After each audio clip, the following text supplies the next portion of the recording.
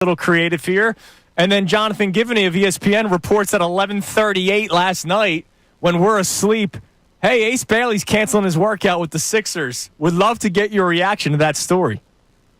Not a surprise. I actually was hearing stuff like that for the last week. So not surprised by this. And you know what? If he doesn't want to work out in Philly, that's a decision by him and his group and his representatives. And I think it points the Sixers in a different direction. And I've been hearing buzz around all the other players and prospects that are, viewed in the top five.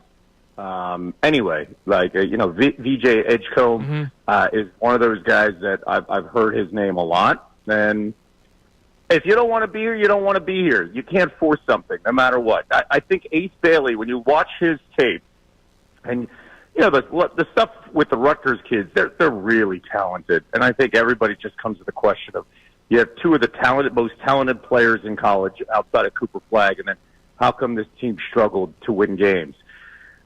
To be honest with you, I think Ace has the highest potential ceiling, but it can also be one of those that it doesn't work out, and Ace Bailey needs to go to an environment maybe like a Utah, a Wizards. Where there's no pressure. You develop a Toronto where you can do things and you're not going to get the spotlight on you at all times. So that's kind of how I view it. That if the environment is not matching the player and the player's talent at this point, and where this team is right now, so you move forward. Kevin, the one thing I'm thinking, though, is that if this team is trading back, my one hesitation is I'm hoping that we're never going to be drafting at 3 again in any type of the near future. And to me, how about passing on being able to grab a talent at that kind of level of the draft that we hope to never see again very soon? John, I'll tell you this. Fair question. I will tell you, I will be floored and shocked if they trade down. I'll just say that. The people that I've talked to, I would be floored if they traded down. Okay.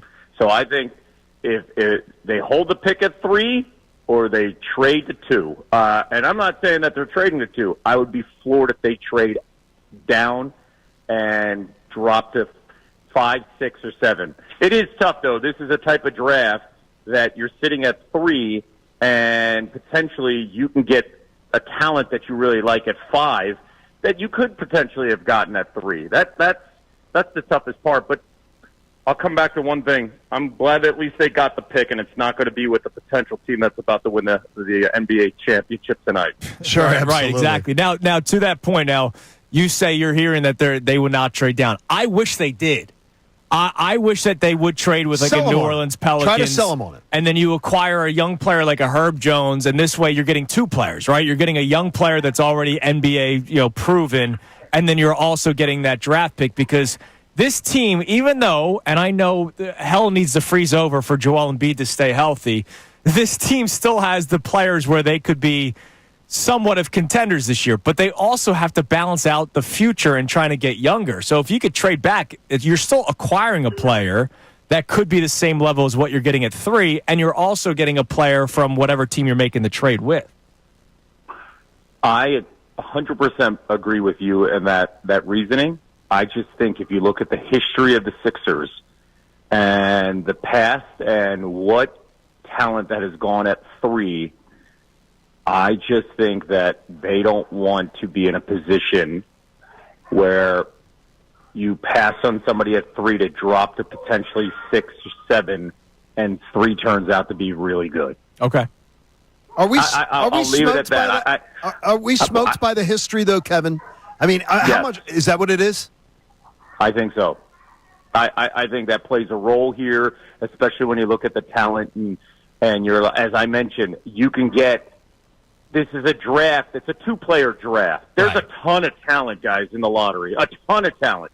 But it's a 2-player draft when you talk about the separation, right? There's one tier with Cooper Flagg.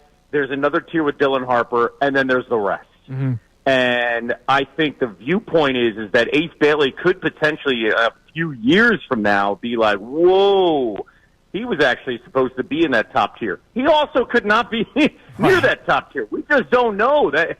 But there's a less of a guarantee when you look at what the top two talent have and bring to the table right now compared to everybody else. You're listening to 97.5 The Fanatic, WPEN, WPN, HD1, Burlington, Philadelphia, BZ Media Group station, broadcasting live from the Comcast Business Studio, powering possibilities. Our man Kevin Negandhi joins us here on the Comcast Business Hotline. Kevin, about 25 minutes ago, before we had you on, we had former Eagles head coach Dick Vermeil on.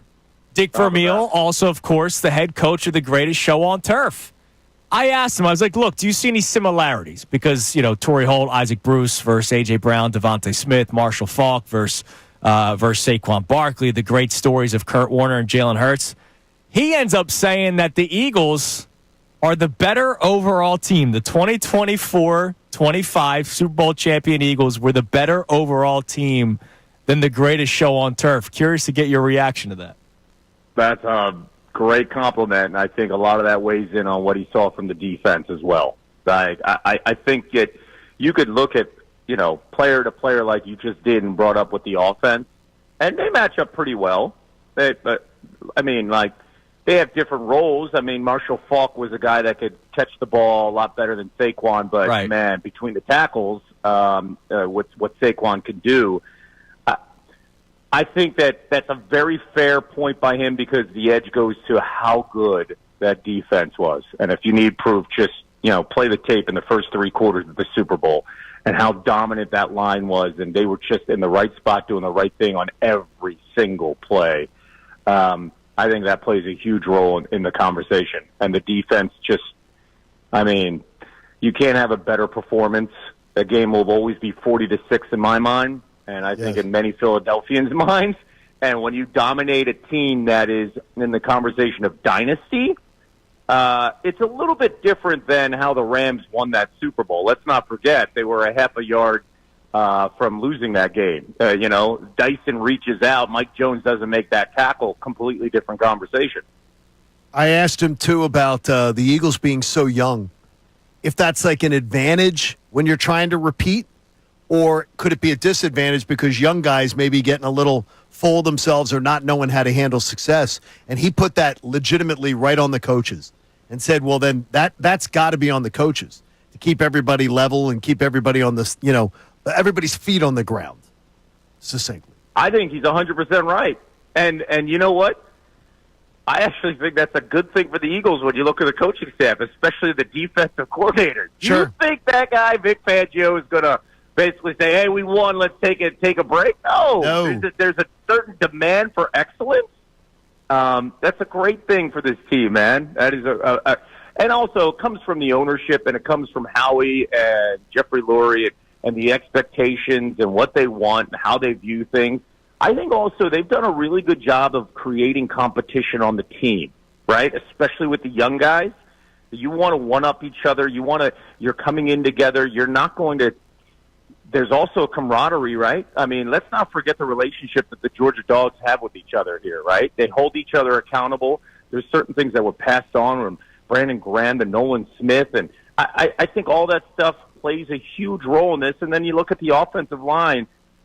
Down the road, when they talk about some of the great offensive lines in the history of the game, I think last year's unit will be mentioned in the same breath. You can go down the line and say, wow, what they did. You think Stoutland's going to lay up? You think Sirianni and his intensity is going to lay up? I think the coaching staff, it's a valid point that they're going to hold them accountable.